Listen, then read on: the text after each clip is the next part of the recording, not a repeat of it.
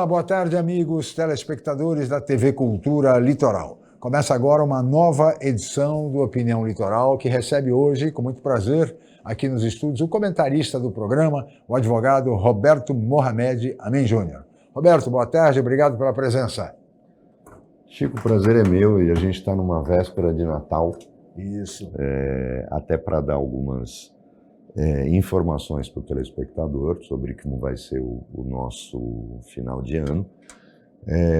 Nós vamos ter agora, a partir de hoje, depois do próximo programa, do dia 25 para frente, algumas reprises. A TV entra em recesso. E já tem alguns programas inéditos que vão alternar com algumas reprises até o retorno depois do Ano Novo. E a gente hoje vai fazer um balanço do que foi o ano, mas em nome da TV e de toda a equipe do Sistema Costa Norte, a gente queria desejar a todos um ótimo Natal, um ótimo final do ano, e agradecer o fato de que o programa se tornou, ao longo, principalmente desse ano, uma referência no debate político, e isso, lógico, nos deixa muito felizes, até porque este programa, até pelo seu nome, rende homenagens a um programa que nós fizemos na TV Mar, que foi idealizado pelo Gastone Rigg. Sim, saudoso Gastone Rigg. Inspirado no Jornal da Tosse, da TV Record. É verdade. Que foi apresentado por gente como Hélio Ansaldo, como Ferreira Neto, você, Paulo Schiff. Foi um programa que fez história, pautava a conversa, o debate político da cidade. Sem dúvida. Eu acho que eram duas referências políticas que todos tinham, né? Era o Opinião na TV Mar e a coluna Dia a Dia da Tribuna. É verdade. E a gente foi vendo os dois programas sendo esvaziados, porque a Tribuna teve uma concepção. E aí eu acho que é muito mais todo o jornalismo impresso, de modo geral, sofreu uma queda profunda de recursos financeiros, o que acabou provocando uma queda de qualidade. E no caso da TV Mar, ela acabou sendo vendida, e na época a direção da TV Record entendia que política não é jornalismo. Era uma época em que a Record, ela só tinha, o jornalismo dela era todo baseado no estilo da Atena, no estilo de cobrir perseguição policial e tal. É triste, e a gente tenta aqui resgatar o que foi o Opinião. E acho que esse ano coroou. Eu hoje tenho tive muito prazer em ter feito durante anos com o Paulo Schiff o programa, e a gente hoje tem você apresentando. Muito obrigado. E a gente se aproxima cada vez mais daquela ideia de homenagear o Opinião nesse sentido, de credibilidade, de pessoas saberem que as pessoas não vêm aqui por conta de jabá, elas vêm aqui por conta de relevância. Nem todas acabam tendo esta relevância depois, mas não se compra cadeira nesse programa. Você vem porque você, de alguma maneira, pode ser ou é relevante para o debate político, para o debate cultural, para o debate sobre assuntos dos mais diversos. A gente já trouxe músicos, a gente já trouxe atores, a gente já trouxe diretores, a gente trouxe empresários, filósofos. Então, professores. O objetivo da gente sempre foi esse. Elevar e contribuir de maneira decisiva para o aprimoramento democrático das instituições e, sobretudo, o debate político, elevando exatamente esse nível. Esse é o nosso objetivo, um debate com amplitude nacional. É isso que nós estamos nos propondo a fazer. E acho que isso tem sido realmente a marca registrada do Opinião Litoral, assim como foi o Opinião da TV Mar, que era marcante, né? Exatamente. Até se você me permite, Roberto, lembrar uma passagem que eu acho que ilustra bem o que representou o programa naquela época.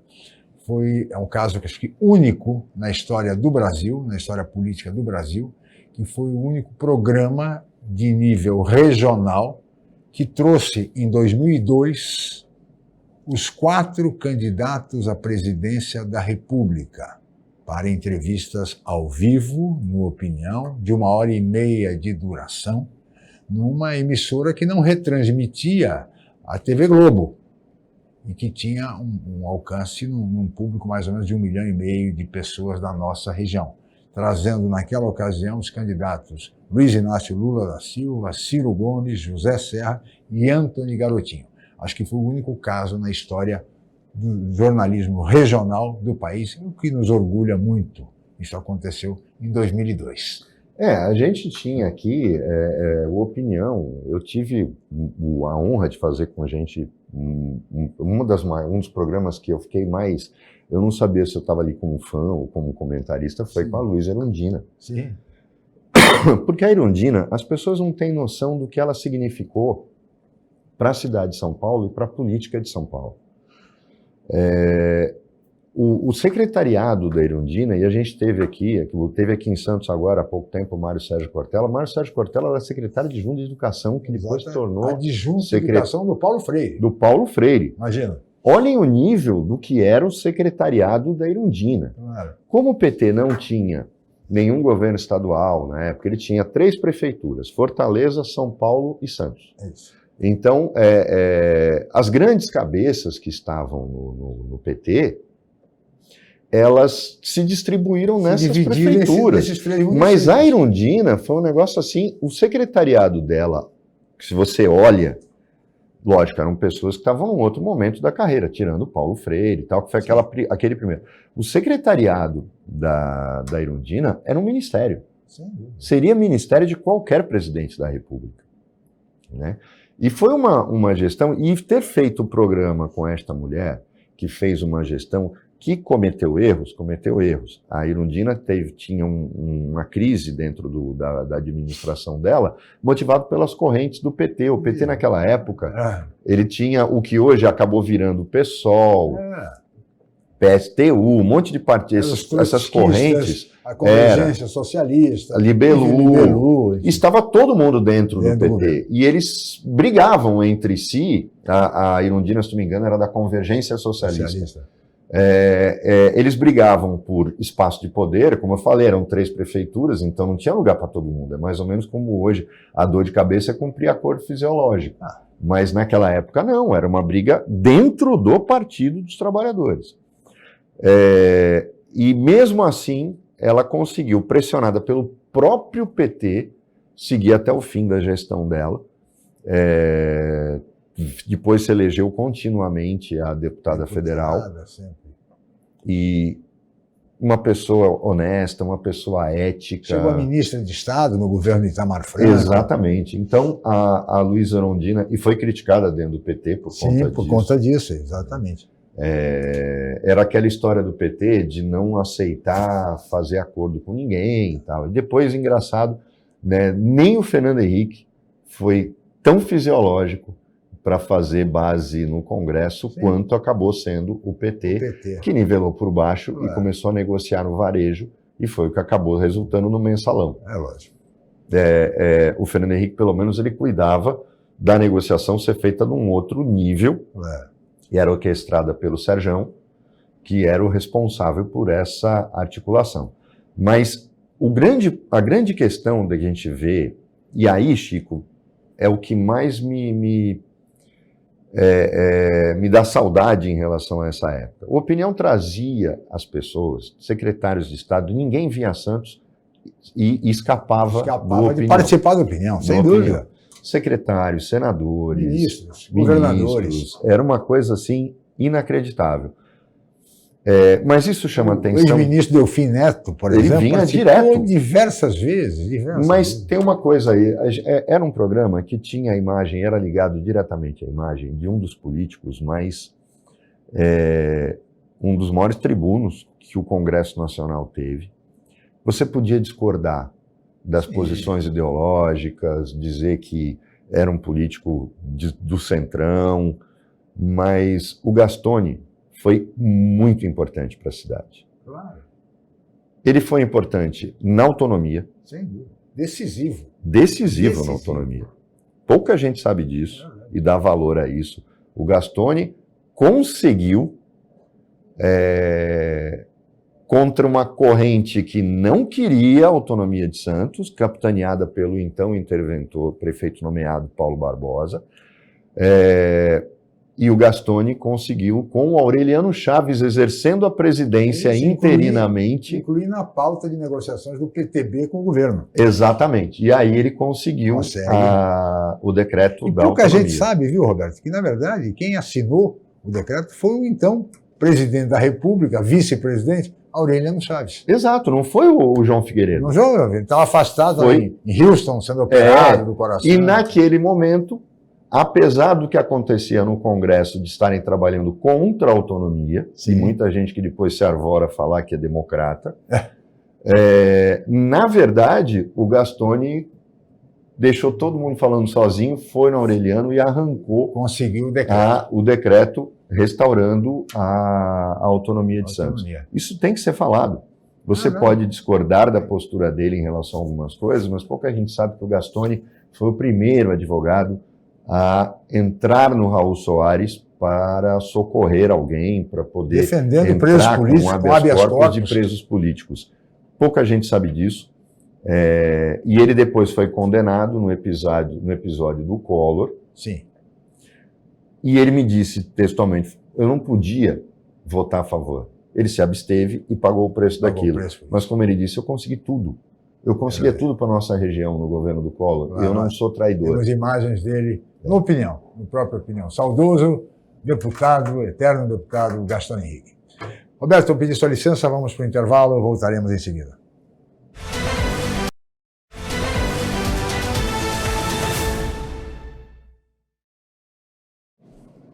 Muito bem, estamos de volta com a opinião que recebe hoje o comentarista do programa, o advogado Roberto Mohamed Amin Júnior. No bloco anterior falamos sobre a importância de Gastone Henrique, do deputado constituinte, Gastone Henrique, eterno deputado da nossa região, responsável pela autonomia política de Santos, que ele obteve o decreto assinado pelo então presidente da República, o vice-presidente Aureliano Chaves, no dia 2 de agosto de 1983.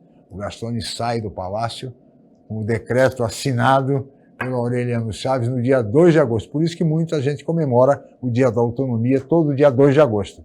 E, aliás, Roberto, é uma história interessante, me permita. A eleição, depois que o Gastone obteve esse decreto, ela foi marcada para aquele mesmo ano de 83, uma eleição extemporânea, só em Santos, né, no dia 18 de dezembro de 1983.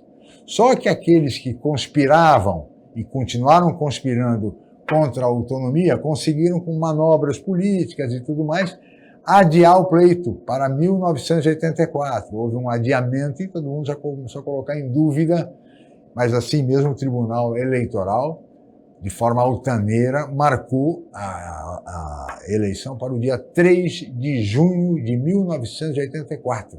Temos aí imagens, inclusive... Eu tinha um cabelo mais escuro, viu? 3 de junho, viu, meu caro Roberto, de 1984, foi quando a eleição em Santos se deu.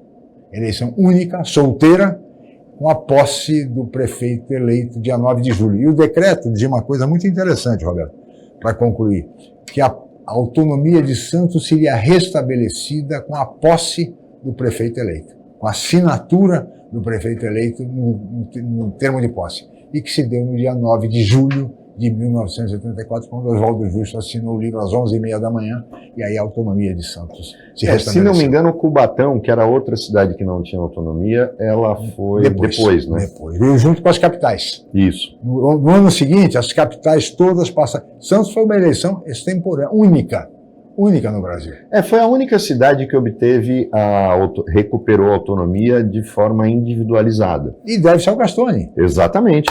Porque senão Santos só voltaria, ele só elegeria prefeito junto com as capitais e com o Cubatão. Exatamente. Foi uma jogada, ele fez uma outra que foi sensacional. A gente não pode deixar de render essas homenagens a ele. Em relação aos portuários, sim. Ele conseguiu o restabelecimento da complementação de aposentadoria dos funcionários. Foi ele.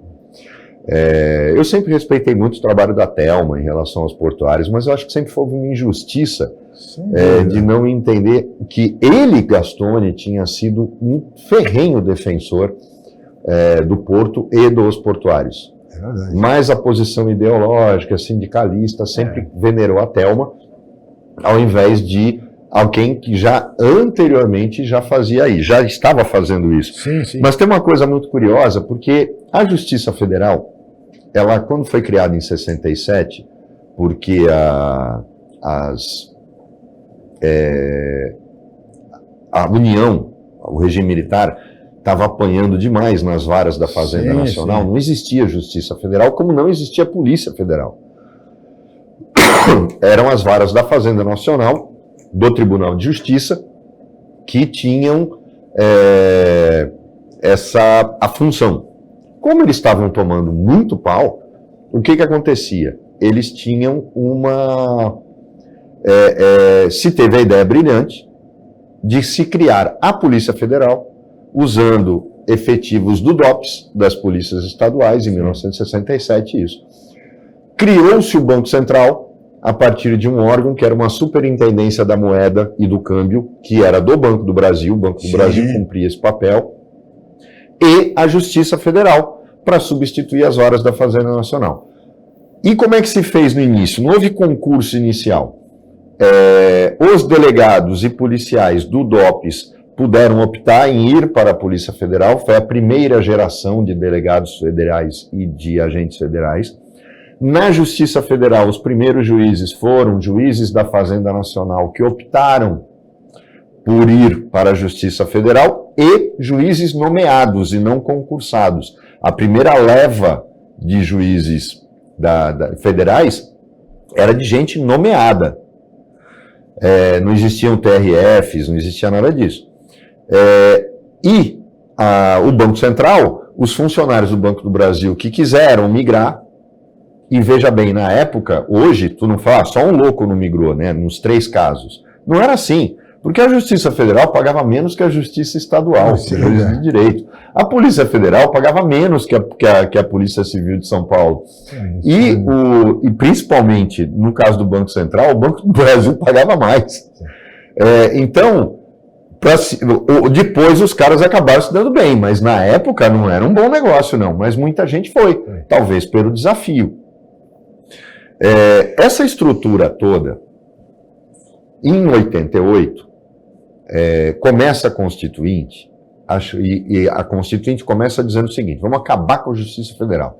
A Justiça Federal é uma justiça de exceção, foi criada pelo regime militar, nós vamos acabar com isso e os estados vão continuar cuidando dos assuntos da União também.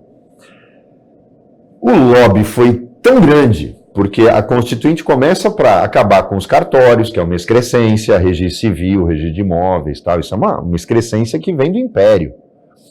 Na verdade, o Brasil colônia. E no final, os lobbies gigantescos que atuaram na Constituinte, onde nasce o Centrão, mantiveram os cartórios e, ao invés de acabar com a Justiça Federal, deixaram ela um monstro. Porque criaram os 5 tribunais regionais federais, era uma estrutura que não existia, e criaram a descentralização das varas federais, que só existiam nas capitais. Aí começa uma corrida para aprovar, e fica a discussão. São Paulo, qual vai ser, vamos descentralizar para onde? Para onde está o maior porto da América Latina, ou para onde existe um polo de ciência e industrial, que era Campinas. Se cria a Justiça Federal de Campinas antes de Santos. O decreto criando é primeiro, depois vem o de Santos. E aí, por conta da atuação do deputado federal Gastone Rigg, Santos instala quase um ano antes de Campinas. Por quê? O Gastone foi muito inteligente. Ele viu o seguinte: saiu o decreto, só que nem Campinas nem Santos iam ter as varas federais tão cedo. Por quê? Não tinha dinheiro para construir o fórum.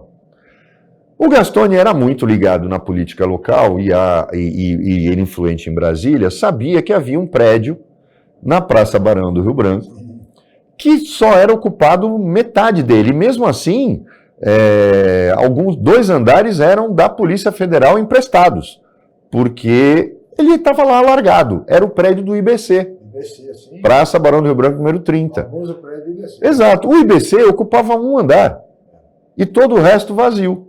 O que faz o Gastone? Vai lá, conversa e vê a situação do prédio. Corre em Brasília e pergunta para o Tribunal Federal de Recursos, que era o anterior, era o STJ, depois virou o STJ, e diz o seguinte: qual a verba que vocês têm? Ah, não temos nada. A gente coloca os juízes lá, vamos fazer concurso agora, a gente coloca os juízes e tal, mas é o seguinte, eu não posso gastar nada. Gastone vai ao governo federal e diz o seguinte: vocês conseguem reformar o prédio e ceder para a justiça e aí ela mantém? Consegue a verba, faz a reforma do prédio enquanto a Justiça Federal fazia esse primeiro grande concurso para juízes,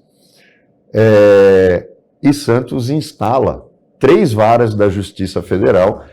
Antes não tinha funcionários, os primeiros funcionários da Justiça Federal foram cedidos pelas varas da Fazenda de Santos e pelo Fórum de Santos. Depois acabaram ficando, foram efetivados. Mas eles foram os funcionários que foram cedidos, porque nem isso eles tinham. O primeiro concurso foi feito em 88. Então, depois. Então, vamos colocar bem claro que o que o Gastone fez por esta cidade, e infelizmente a memória da cidade acaba sendo injusta com ele, além do tribuno que ele foi justamente tudo o que ele fez e que pouca gente sabe, porque ele era extremamente ágil. Ele não falava para ninguém o que ele estava fazendo, justamente para quê? Para não ser minado. E brilhante. Sem dúvida. Brilhante, um homem culto, um homem que conhecia o mundo inteiro, extraordinário. E sem falar no trabalho que ele fez, já naquela época, em favor da ecologia, em favor do meio ambiente, Roberto. Foi o Gastone que fez o projeto de proibição da caça às baleias no Brasil. Que estão aí até hoje as baleias jubarte, exatamente graças ao Gastone Henrique. Exatamente. Pouca gente sabe disso. Ele foi uma das pessoas que mais lutou pela questão da pesca no Brasil. No Brasil? A pesca legalizada. É verdade. Sempre foi o Gastone, é o que eu falo. Você pode criticá-lo por posturas ideológicas, isso é uma outra coisa. E pouca gente sabe que o Gastone era comunista na década de 60. Ele dizia, né? A maturidade, o comunista amadurece e deixa de ser comunista. Mas ele sempre se preocupou com a cidade, sempre se preocupou com a política local. Foi uma pessoa decisiva em muitos momentos e, na opinião, eu tenho um orgulho que eu sempre disse. Uma vez o dono de uma rádio, Chico, chegou e falou que tinha medo quando eu fazia o programa na rádio dele, que ele podia até perder a concessão. E um dia, num jantar, eu chego e o Gastone está sentado do lado dele na mesa. Eu abracei o Gastone e falei: padrinho, você alguma vez teve medo quando eu fazia opinião? E ele disse: nunca, muito pelo contrário. Eu tinha orgulho. Aí eu olhei para o cara e falei assim: tá vendo? Essa é a diferença, não, sem dúvida nenhuma. Nossas homenagens ao eterno deputado Gastone Henrique, por tudo que realizou por Santos, pela região e pelo país. Sem dúvida nenhuma, uma grande figura, uma figura nacional. Muito bem, Roberto, vamos para um rápido intervalo. Voltaremos em seguida com a opinião.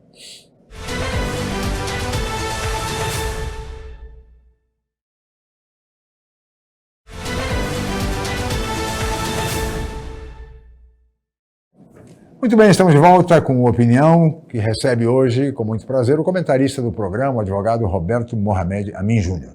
E nesta data especial, véspera de Natal, Roberto, eu queria fazer um balanço deste ano de 2024, começando pela questão econômica. Nós chegamos ao final do ano com uma disparada do dólar, um tanto quanto difícil de entender para o cidadão comum, né?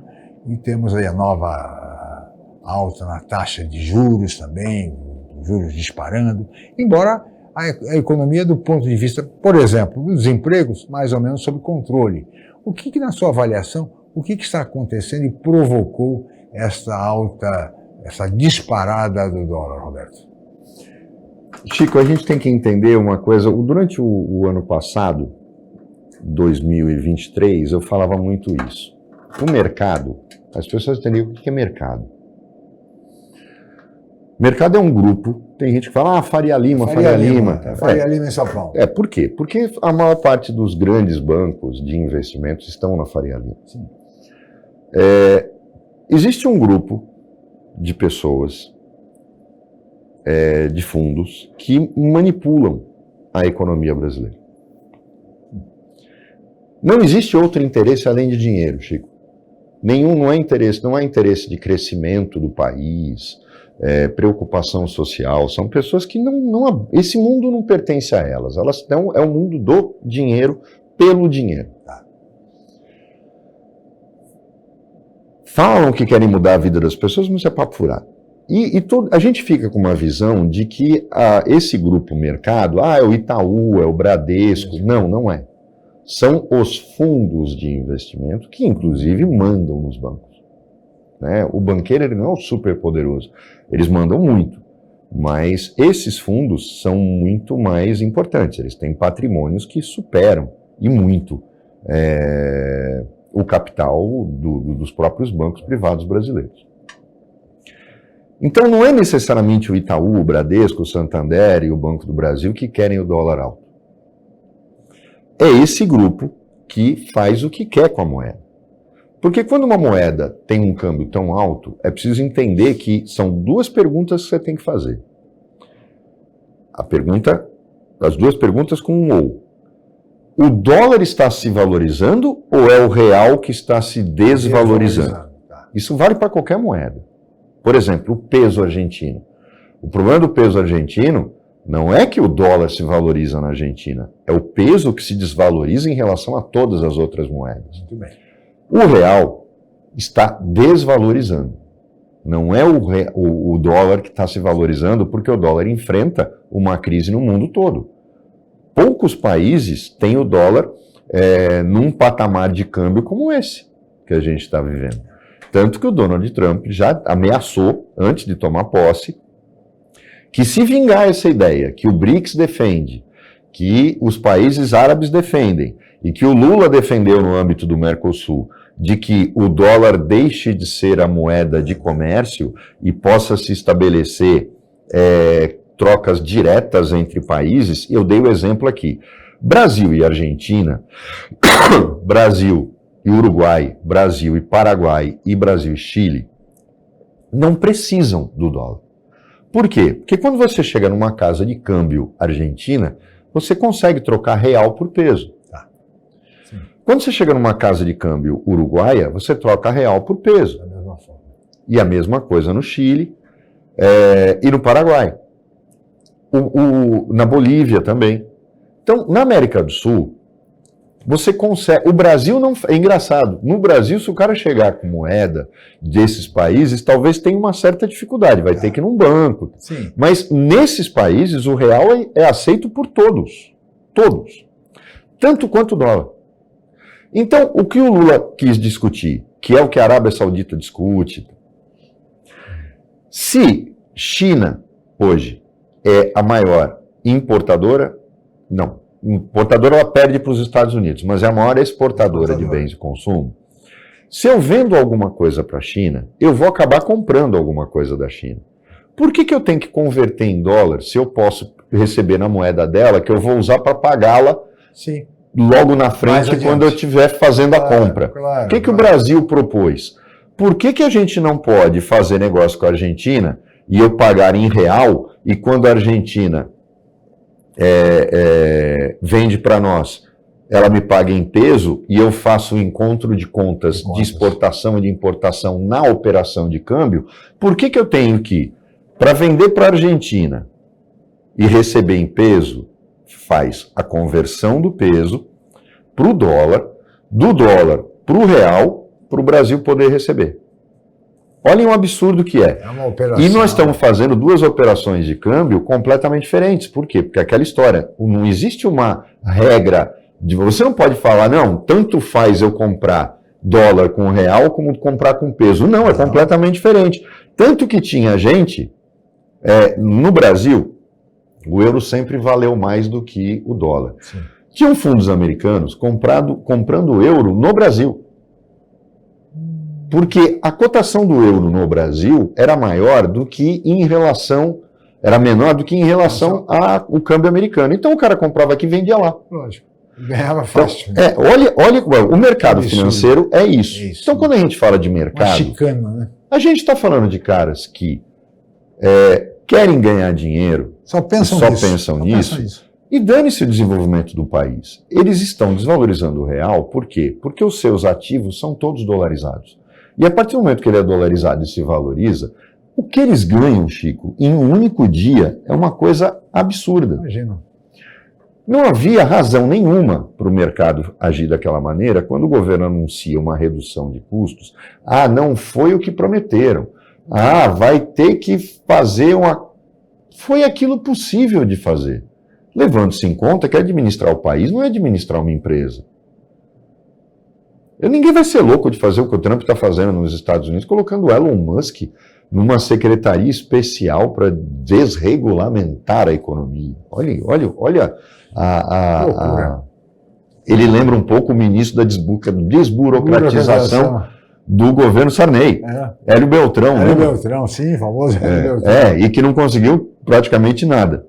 Um monte de coisa que ele derrubou na época acabou voltando por força dos cartéis. Eu fico imaginando o cidadão que vai para os Estados Unidos agora, no fim do ano, turismo, que tem que comprar dólar. É loucura.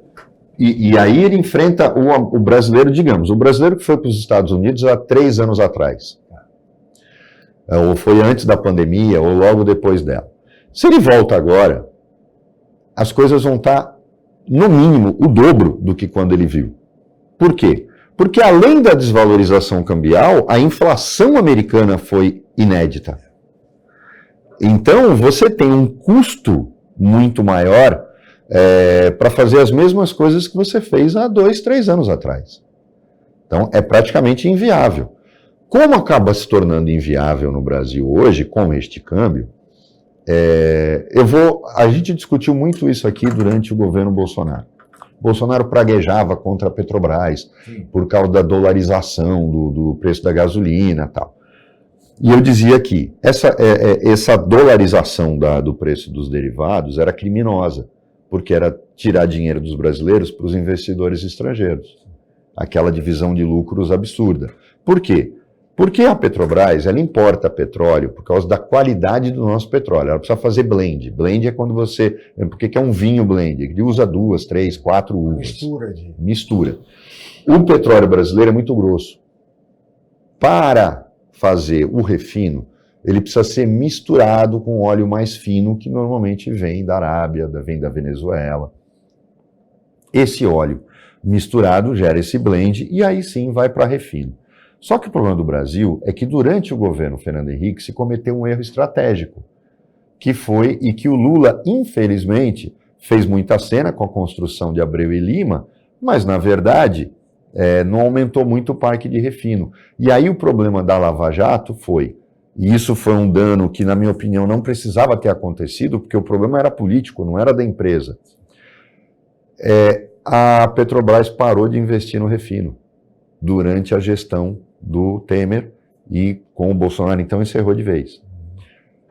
Porque tem que vender ativos, tem que fazer, então não vamos. Pararam Abreu e Lima, a obra não ficou pronta, mas principalmente diminuiu a capacidade de refino dela.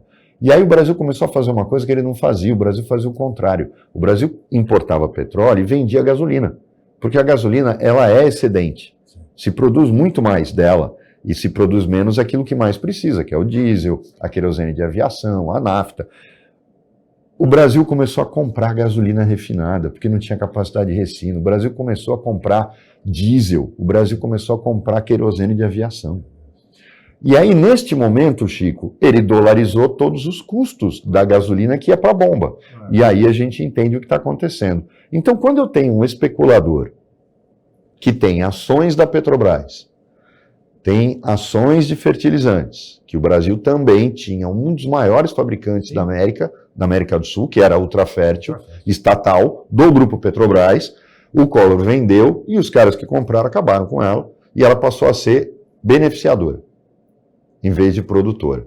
E aí o Brasil tem fonte de tudo. Tudo que se usa, fosfato, tal, para fazer fertilizante, a gente tem no Brasil. Minas Gerais produz fosfato. E aí o que acontece? Tudo que é dolarizado é onde os caras botam o dinheiro deles. Quando eles chutam o dólar para cima, eles aumentam os custos, aumentam a lucratividade sem precisar investir R$1, porque o que ela produz já é por si só dolarizado, e os caras ficam milionários. Eu acho que existe um lugar para esses caras, na minha opinião. Sim. Cadeia, porque o crime é tipificado no Código Penal, é crime contra a economia popular. Sim. Mas, infelizmente, ninguém tem coragem de ir contra os caras que bancam a política brasileira. Muito bem. Roberto, pedi sua licença, vamos para mais um intervalo. Voltaremos em seguida para o último bloco da opinião de hoje.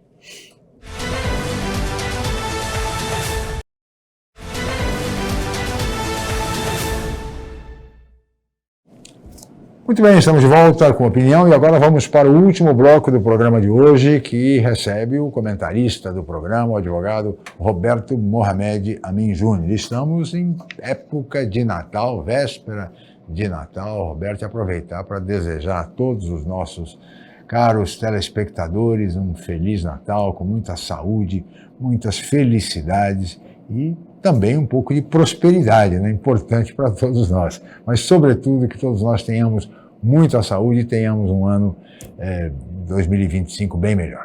Roberto Mohamed. Chico, eu não sou... Eu acho que essa coisa do mercado manipular, dólar, economia, o Banco Central ter vindo com esse aviso descabido, na minha opinião, não o aumento em si da taxa de juros, mas anunciar que vai aumentar mais ainda em janeiro e fevereiro. Eu acho isso irresponsável. Você não sabe, 14, 15. Você não sabe ainda o que vai acontecer. E eu acho isso de uma irresponsabilidade que não tem tamanho. Lula foi muito criticado por ter falado isso, mas eu também acho que foi um grande equívoco. Ele diz que acho que tem muita irresponsabilidade. E eu acho que o Banco Central foi responsável. É lógico, como é que ele vai anunciar o que ele vai fazer em janeiro e fevereiro? É evidente. Eu nunca vi o Banco Central fazer isso. O Fed não faz isso, que é o Banco Central americano. Imagina, você anuncia, fala, olha, eu vou aumentar 1 ponto percentual. E Chico, nós estamos falando de 1 ponto percentual. Meu Deus. Para que as pessoas tenham... Porque fica as pessoas olhando, falam, é lógico, você vai num banco, você não vai pagar 14% ao ano. 1 ponto percentual na taxa de juros vira 10 na taxa de juros efetiva cobrado pelos bancos no ano. Nós estamos falando de taxas anuais. Então, por exemplo, quando o Banco Central agora aumenta em 1% a taxa de juros, a taxa do CDC, que é o crédito direto ao consumidor, ela vai de 4 para 5. Sim. 6. Ela vai aumentar mais do que esse ponto percentual. Porque a gente pega... O brasileiro ele tem um problema muito sério.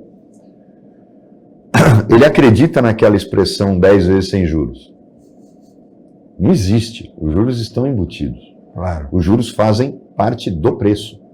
Então, é lógico, se eu não tenho opção, porque tem comerciante que é assim, o comércio varejista principalmente. Não tem desconto se você comprar à vista, porque esse preço é sem juros. Não é. Mas eles não dão desconto. Então, tanto faz você pagar à vista como pagar a prazo. E aí as pessoas optam pelo pagamento a prazo. Mas vão se endividando cada vez mais, né? Vão se endividando porque ele pensa no seguinte, a parcela cabe no meu orçamento? Cabe. Então, não vou. Mas não, ao mesmo tempo, você tem uma pressão muito grande. Por exemplo, a Receita Federal, eles odeiam quando o governo começa a falar de refis. Mas os refis, os refinanciamentos fiscais, ou reparcelamentos fiscais, são absolutamente necessários sempre. Você vai dizer, e é muito fácil, a população às vezes comete uns erros de conceito. Quando a gente falava aqui dessa questão da jornada de trabalho, eu vejo um monte de gente falando que a gente é ignorante, que está defendendo um absurdo. É só contratar mais gente. Você já ouviu falar em escala? Eu falo, tá bom, idiota, mas... Quanto custa mais contratação? Quanto custa fazer uma escala a mais? Um turno a mais? Quer dizer, só um idiota acha que a solução é simples, que o comércio brasileiro todo mundo, todo empresário ou todo comerciante está nadando em dinheiro. Quando a gente está batendo, e aí a gente vê no fórum, num levantamento estatístico, o recorde de recuperações judiciais. Por que recuperação judicial? Porque a empresa está quebrada, Chico. Claro. Então ninguém deixa de pagar imposto porque quer. Você tem o sonegador nato? Tem, mas é outra coisa. Normalmente é porque ele não pode declarar. Claro. O dinheiro é frio. Agora, ninguém quer deixar de pagar imposto. Por quê? Porque precisa de uma CND para fazer negócio, que é a certidão negativa de débito. Hoje você não pode estar num CADIM, você não consegue acesso a linhas de crédito. Nenhum empresário, seja ele industrial, do agronegócio ou do ramo de serviços, quer dever imposto. Só que a taxa de juros e as multas são tão escorchantes que o cara não consegue pagar. E aí, quando você tem a possibilidade de o governo mexer nisso e aliviar um pouco a carga de quem está devendo imposto e não é porque quer e precisa sobreviver, você tem a Receita com aquele discurso absurdo de gente que vive cometendo exação no trabalho, querendo documentos que não existem. A Receita Federal é uma coisa, eu vejo normalmente isso. Você coloca o contribuinte na malha fina anos seguidos. Num ano, os documentos que ele apresentou servem. No ano seguinte, o mesmo caso, aqui outro fiscal, ele entende que esses documentos não são suficientes. Quer dizer, não tem padrão, não tem protocolo para fazer as coisas. Receita Federal, imposto de renda. Você tem que pagar imposto de renda. O máximo que é permitido é 8 vezes. Né? Tem que ser 8 vezes. Né? Com juros. Na verdade é 8 porque você entrega a declaração em abril. E aí, maio, e aí ela tem que terminar até dezembro. Até dezembro, muito bem. Então, se você vai para a negociação, você pode parcelar até em 60 vezes. Quer dizer, isso você pode fazer. Agora, o pagamento tem que ser em 8 vezes. Então, Chico, aí entra o discurso de que, então está beneficiando. O cara deixa de pagar, depois ele vai lá e parcela em 60. Chico, a quantidade de multa que vem juros, nem Itaú, Bradesco e Santander juntos conseguem igualar a Receita Federal, a legislação tributária no Brasil. Para você ter uma ideia, o governo do estado cobra multa de 100% no IPVA. 100%. Isso é uma coisa que a multa não pode ser de 100%, mas aí o controle que os governadores têm pelos tribunais de justiça também é impressionante. O Tribunal de Justiça diz que pode. Quer dizer, princípio fundamental de direito tributário, que você aprende no segundo ano da faculdade, você não pode ter uma penalidade igual ao principal, muito menos superior a ele, mas, no entanto, eles permitem uma multa de 100%, ou seja, você, em um ano, você deve o dobro, e aí sobre este dobro é que vão ser calculados, você vai ter incidência de correção monetária e juros. Olha o absurdo que é dever imposto no Brasil. Você sufoca a galinha dos ovos de ouro. Claro. Porque quem sustenta essa máquina toda é justamente o povo pagando imposto. Não é o corrupto que recebe em dinheiro ou recebe lá fora. Claro. Muito menos os sites de aposta. Então, o problema no Brasil é que você pune quem paga a conta o tempo todo. E com um discursinho de convencer as pessoas de que é isso. Então aí elas falam, não, o problema você nunca trabalhou com carteira assinada, as pessoas nem conhecem. Eu trabalhei minha vida inteira. Inclusive no 6x1. E empresário não é o cara que está na praia enquanto empregado. Até isso eu li, coisas desse tipo. É preciso entender que as pessoas têm o empreendedor, é ele que está gerando emprego, para que você possa ter economia ativa. E tem um detalhe no Brasil, quem mais emprega não é banco, o banco é o que menos emprega. E também não é indústria, é o pequeno empreendedor, é a alfaiataria, a padaria, a mercearia, o empório, é a soma deles que emprega mais do que toda a indústria e o agronegócio, que estão automatizados, Chico. Sim. Então, é incrível como o cidadão não se toca de que viver dentro de uma bolha do faz de conta ou não pensar no que fala, é aquela história do todos os idiotas se tornaram pensadores hoje, né? Com o advento da rede social, é que as pessoas não veem as consequências dessas medidas e dessa falta de ação do governo. O Haddad chegou a manifestar que tinha intenção de tentar fechar um refis. Pronto, a Receita explodiu, foi para cima dele com tudo, dizendo que é contra. Se você sufocar as empresas, que, por exemplo, estão em recuperação judicial e tal, você vai ter economia desabando, ainda mais com uma taxa de juros escorchante como essa. Muito bem, Roberto. Estamos já no finalzinho do programa. Mais uma vez, Feliz Natal, meus caríssimos telespectadores. Roberto Mohamed, muito obrigado pela sua participação. Obrigado, Chico. Feliz Natal para você e para todos os nossos telespectadores que nos acompanharam. Um ótimo ano novo. Eu ainda sou otimista, acho que o Brasil vai ter um bom ano pela frente. A recuperação econômica está aí e ela vai acontecer. E eu queria também agradecer a direção da TV Costa Norte e toda a nossa equipe que trabalha além das suas possibilidades, sem dúvida nenhuma, e que a gente consiga manter esse ritmo até o ano que vem. Sem dúvida nenhuma, conseguiremos. Obrigado, Roberto Mohamed, pela participação no programa de hoje e especialmente a você, meu caro telespectador, pela audiência qualificada de sempre. Um Feliz Natal a todos, com muita saúde. Muito obrigado e até breve.